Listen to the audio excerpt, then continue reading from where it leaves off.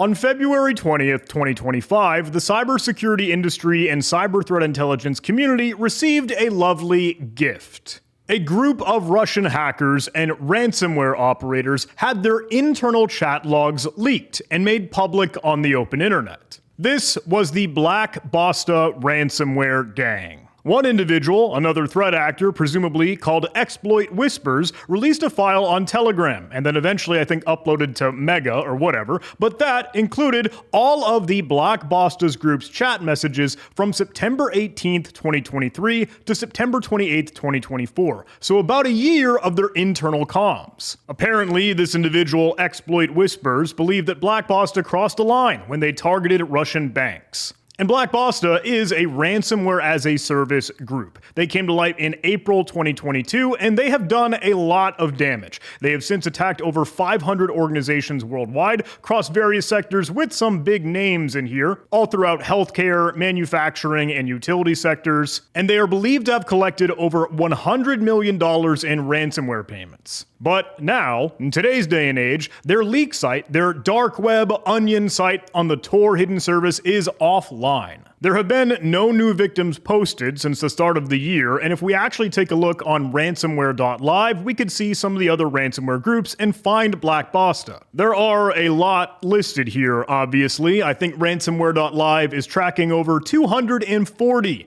different ransomware and cybercrime groups, but if we find Black Basta, you can see the red circle here indicating their onion site, their dark web presence is offline. Taking a look at some of the stats here, though, you could see the different domains that they had used previously, the .onion suffix, Bitcoin addresses that they used for their cryptocurrency escapades, a lot of tools that they might use, YAR rules for detecting this, tactics, techniques, and procedures, vulnerabilities that they've abused, and at least what they know of between negotiation chats and live messages back and forth between the victim and the hackers. Anyway, I want to do a couple different things in this video. I want to chat about this ransomware internal chat log leak and see what could we see within the messages and what could we learn a little bit about the whole operation and the organization. Because really, it is a business at the end of the day. Cybercrime is its own industry. We'll talk about some of their infrastructure, and I want to do kind of just some small investigations to see what could we dig up across the dark web and all that shady stuff. As a reference and sort of a vehicle to help drive this video, this is a blog write-up and article from cybercrimediaries.com. You can see the cool AI-generated slop for Black Basta chat leak organization and infrastructure, but let's keep digging. Here are some key observations from the leak and other available information. Looks like the real ringleader of Black Basta, the lead singer of the band, so to speak, is Tramp, also known as GG, possibly Oleg Nefedov, a 35-year-old Russian citizen from Yoshkar-Ola. And Black Basta operated as a highly structured and hierarchical organization, with at least 2 offices, like physical spaces to work out of, likely located in Moscow or other outskirts, but think about that. It is a company with a org chart, organization chart, chain of command, managers, supervisors, whatever. Team members had different specializations, like think a sales or marketing department, but instead, infrastructure management, initial access, malware, C2 obfuscation for payloads, development, and even negotiations when they're working through the victim's ransomware payment. Within the chat logs, there's a pretty clear distinction between threat actors or cyber criminals who are really employees and part of the team working under Tramp, his direct supervision, and other independent operatives, like affiliates you're probably used to when you're hearing about ransomware as a service operations. They all discussed on Matrix and ended up changing Matrix servers frequently for OPSEC reasons, trying to cover their tracks or move from one spot to another. And of course, they're active on other Russian language cybercrime forums, like XSS.is, Exploit.in, RAMP, and others, things that we've showcased in other videos on this channel. And on those cybercrime forums, they're acting as part of the ecosystem. They're in the marketplace buying and purchasing services from other threat actors and cyber criminals, whether it's obfuscating payloads with crypting, hosting infrastructure, spam campaigns, exploits, and more. Now, the infrastructure is a really interesting conversation because they do use this on legitimate providers, but through some brokers and resellers that amp up their anonymity and continue OPSEC. We'll discuss other C2 servers like Cobalt Strike that they use, but for now, I want to get a little bit of a high-level picture on how many people are chatting in this group and how frequently are they talking. So there's a super cool graphic here, Black Boston members by number of messages. And we could actually take a look at this to see username GG, or Tramp, the ringleader, obviously taking up the most amount of messages. And to be clear, there were like 196,000 messages sent across the year, almost 200,000. Where there are some others communicating, Lappa, they seem to be another one that's pretty chatty. But you'll see a trend here where there's a username NN, username YY, username SS down below, and all these things that have like a set of 2 letters following literally the word username. This is the distinction for their internal team members. The other contractors or affiliates or external members that still work with them, like Lappa in one case, or N3AUXAXL, or Mel, or Nicholas, or Burrito, or Chuck, those are outside of the team but still working with them. Lappa is one of the main affiliates, and N3AUXAXL is the pretty prolific malware developer. Some other interesting analysis down below on the Black Boston leaks, the number of messages per week. Really interesting to see how they function as a real company and that they have vacation time. I don't know if it's PTO or mental health days or whatever time off, but this follows like Russian calendar for vacations. January, at the very start of the year, you can see the messages dwindle down, and then summertime. You might have seen in the previous caption here for figure 2 and for figure 3, the source here, where they're getting this information on all this is from Flare, flare.io. And Flare is the sponsor of today's video. So if I may, please let me take a couple seconds to go on a quick detour, a little tangent, and tell you a little bit about Flare, because it is incredible. And you know that I absolutely love it. But let me get into the Flare dashboard. Now this is where the rubber meets the road, right? Obviously you got your dashboard, obviously all the graphs, little visuals, cool stuff to be able to see for your own security posture, for your company, for your business, for your organization. I use Flare for me and my company. I have a lot of identifiers set up to be able to dig into stuff, strange shenanigans that might be going on regarding my name. When threat actors get angry, they get a little bit belligerent, start screaming and going berserk about stuff that I'm doing. And we can put those together in different identifiers where you can build out, hey, things that you want to track down. If you wanted to create something for using someone's name, like an employee's email, team member, maybe their Azure tenant, IP addresses that you're tracking,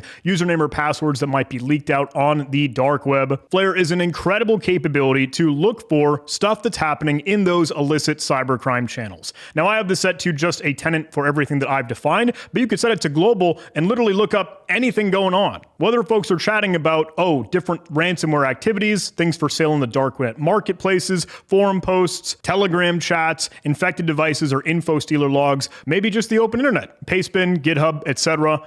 Look, I want to show you something really cool though, because they've added some new capability. Their collection tab shows you all the stuff that they're pulling events in from. And there is so much stuff here. We're on just a single day for the timeline here, and daily it looks like it's got about, getting close to maybe 2 million new events. And for the Telegram channels that they are tracking, let me scroll down. Look, they've got about 11,000 sources for different Telegram channels. And now that's up to maybe 1.5 million new logs today. But in their source coverage tab, you could actually see everything. You could see all of the different sources where they're getting a lot of this info from. Coolest thing here now is that you could search not even just in the events as we were doing globally for different communications and chatter across all these illicit networks, but now we could group them kind of by sources here. So if I were to search for anything specific like Black Boston, I don't think we'll get a specific source because they don't communicate in Telegram, but we could search for ransomware and see everything, all the sources, all the Telegram spots where they're tracking this stuff down. And mentioning a lot of the affiliate work that ransomware as a service groups might do, oftentimes they're working with stealer logs, like from info stealer malware. And there is a ton here. With any of these sources that have activity, you could actually make a source intel or just go straight to the events from that location. Try to create a source intel thing for this. And let's just get the last 24 hours of chatter. That's fine. And now this gets to be available in ThreatFlow. And ThreatFlow is Flare's language model that lets you browse through dark web and cybercrime sources all in context. So you could particularly search for anything that you want or see specific recent cases, recent trends, recent intel that might be more pertinent to you and your industry. But we could create any custom intel that we'd like with any forms or stuff that we'd like to fill out. Let me go back to the custom intel that was generated here for the Steeler developers chat room. In the last 24 hours, looks like they were digging into some potential EDR bypasses. Oh, they were playing with EDR silencer. That certainly made some waves in the news when it was kind of hitting the streets.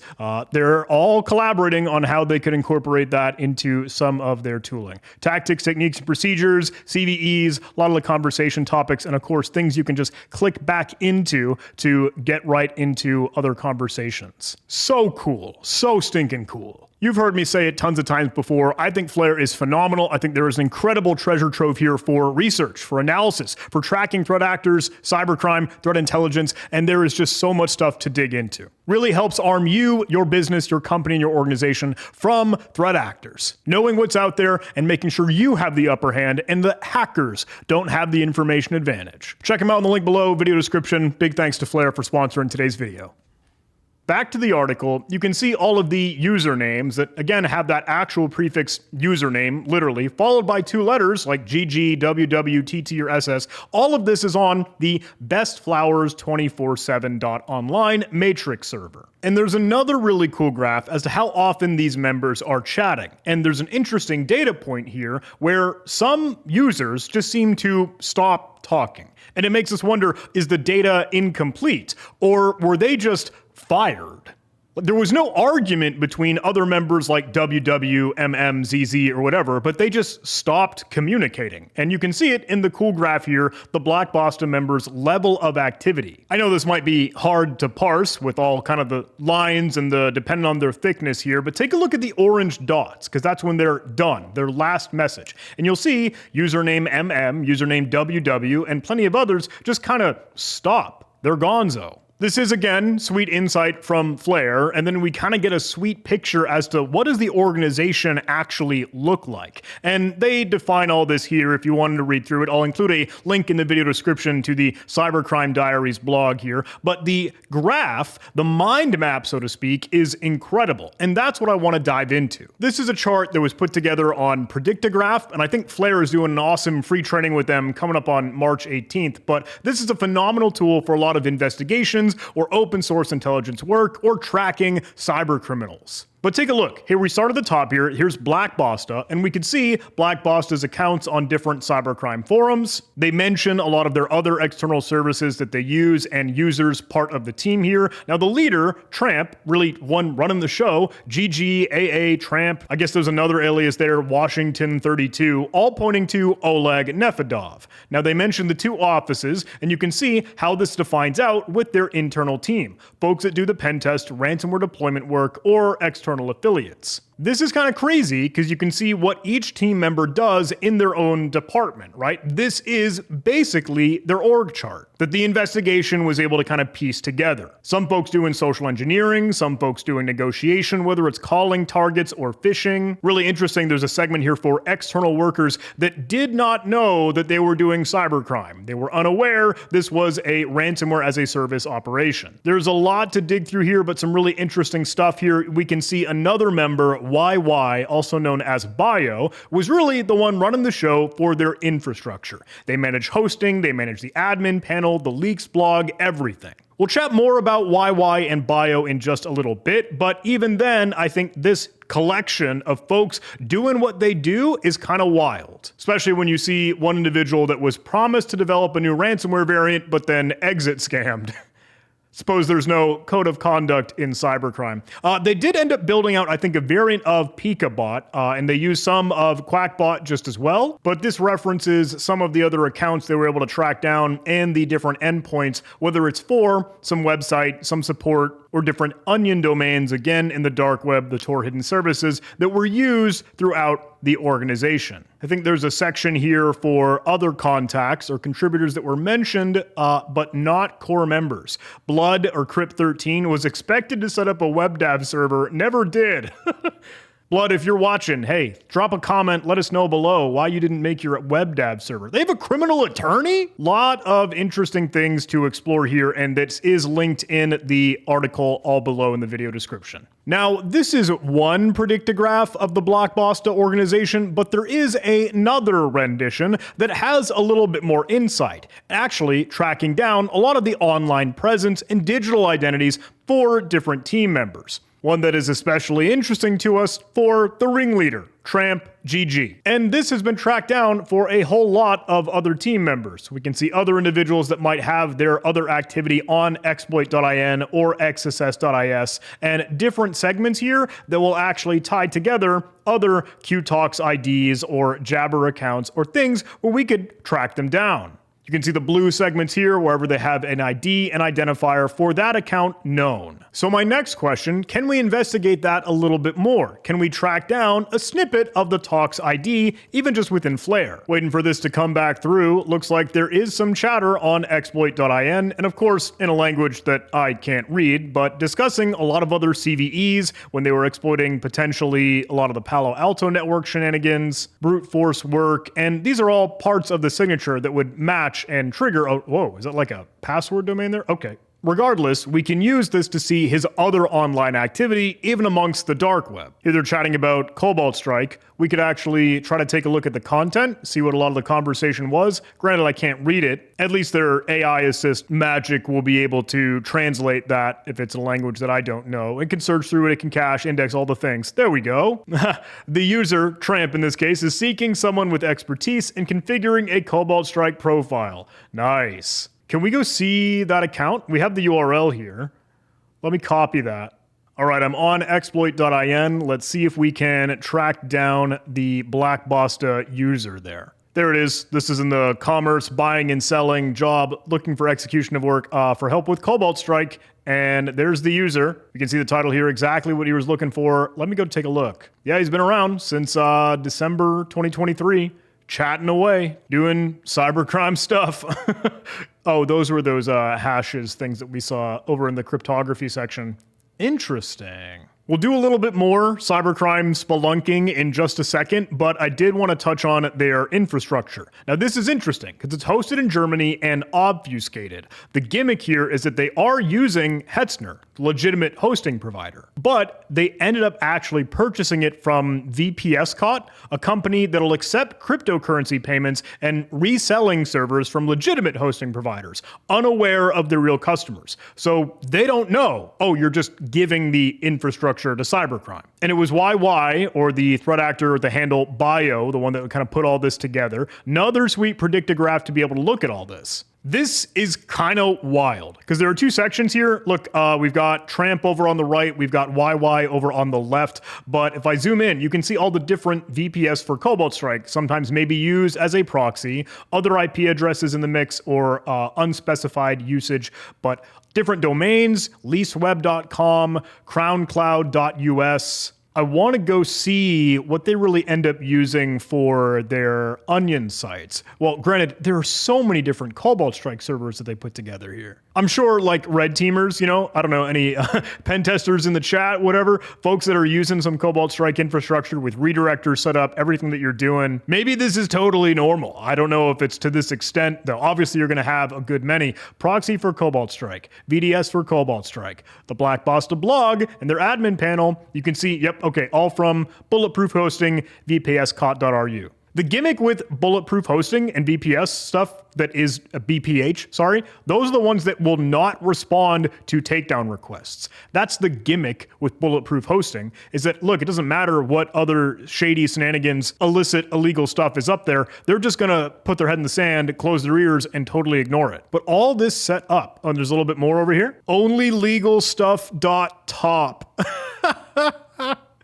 Is that one online? I want to go see. Oh, let's keep looking around to see what else we can find, though. I want to slap in another Talks ID of a different user, one that I think that they communicated with online, the dark web, to make a purchase, to buy some tooling, to get malware, to have something available to them. Oh, eDragon X. Their Talks is what they posted here. Ooh, let's go take a look. Beeper, Laravel. You can see all the chat and communication here, but they're just kind of adding to their listing. What does AI assist give me here? Threat actors motivated by financial gain through bypassing security measures and selling the service. Yeah, the title is Bypass Smart Screen on your payload, your malware. Let's go look at the post. Let's see if we can find Tramp or username GG. At the very least, we can look at eDragon's profile. They came in January 2022, still communicating on other smart screen banter. Wow. We could also look for some Telegram users, like folks that were selling different phishing kits or things. Author name, I think Lucy Sup. Maybe author name makes that too tight. We can bring that down to just a global search of the name. Oh, yeah. Okay, actual username on XSS.is is Jason Carl. Oh, or Lucy. That one just as well looks pretty promising. But they're on more than just XSS.is. It's got to be that one, yeah. LUSISUP. Can we see their account? I'm on XSS.is. Oh yeah, there it is. Lucy selling a phishing kit, it looks like. And there is a lot here. They keep adding to this over and over again. Bumping it up to the top of like the bulletin board, right? Just trying to bump the thread. But We Are Good says, you afraid of something putting a video explaining you work here? Can you reply on Telegram? Communication is very hard. Detail well your pricing plans. Look at that. We can see how it looks on Telegram. Oh. Do I message him? All right, sorry for the tangent. The rest of the article kind of talks about the bulletproof hosting tidbit. They did discuss, was it Jerry, right? Yeah, and Abkaz hosting. But the move has been use the offshore hosting companies to have them rotate servers and obfuscate their sensitive information. Using a little reseller, broker, to still kind of get them onto a legitimate hosting provider, but going through channels that still protect their OPSEC. More cool predicted graphs, and I'll include that all with the link in the video description. And with that, hey, take a look at all the sweet stuff that is available there. Flare, again, really helping out with incredible investigation work for cybercrime, shenanigans, stuff going on in the dark web, and they're doing the same thing. Hey, taking a look at the Tox IDs here. I think this is pretty crazy, not gonna lie. I think it's kind of wild to get that inside look into a hacking, cybercriminal, Russian ransomware group. And Cybercrime Diaries is all about it with the Black Boss to Chat Leak organization infrastructure. If you wanted to take a look for yourself, I have seen this user Dark Rabbit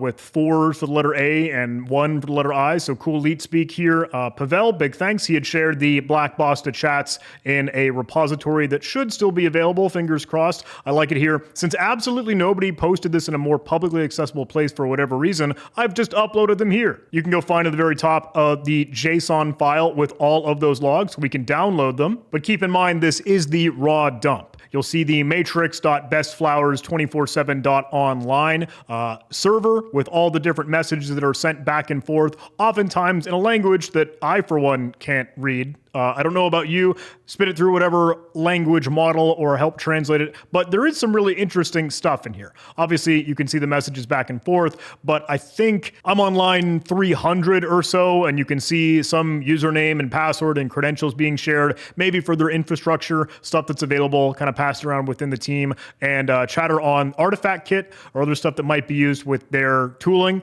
Cobalt Strike, Arsenal Kit, all this. And there is so much here. They even, okay, yeah, have some of this all included with aggressor scripts, Mimikatz, process injection tools, craziness. But that's what? Out of a million? Yeah, 1338692. Lots of chatter and definitely a treasure trove of info to dig through and start some investigations. Hey, that's the end of the video. Thanks so much for tuning in. Big thanks, a special shout out to Cybercrime Diaries and this article and this write-up. I got their permission to be able to showcase it, and a lot of sweet stuff. Looks like they're doing incredible investigations and analysis work with other articles available, so I'll include the link to that in the video description, and please do give some love to our sponsor, Flare. I hope, as you can see, it's an incredible amount of information, and it's curated. You've got context, you can search through things, and apply some identifiers to protect yourself, your business, your organization, and know what threats are out there, whether they're lurking in the dark web, whether they're in Telegram, whatever shady cybercrime spots. Thanks so much for watching. I'll see you in the next video.